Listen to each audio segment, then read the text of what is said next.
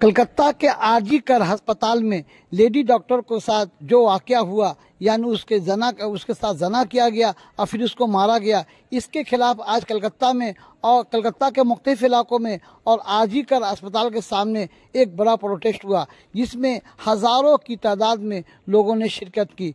इस प्रोटेस्ट में सीपीएम के youth wing, DYFI, BJP, Congress समेत दीगर सिविल सोसाइटी के लोगों ने शिरकत की। उसके अलावा कलकत्ता खिलाफत कमेटी के जनरल सेक्रेटरी नासिर अहमद भी इस प्रोटेस्ट का हिस्सा बने और उन्होंने हुकूमत से गुजारिश की कि जानियों को गिरफ्तार किया जाए। उनके साथ जो भी लोग मिले हुए हैं उनको गिरफ्तार करके उनके साथ सख्त सजा दी जाए ताकि आइंदा ऐसा कोई हरकत ना करे। उन्होंने आवाम से भी अपील की कि वो इस तहरीक का हिस्सा बने ताकि लेडी डॉक्टर के साथ इंसाफ मिल सके।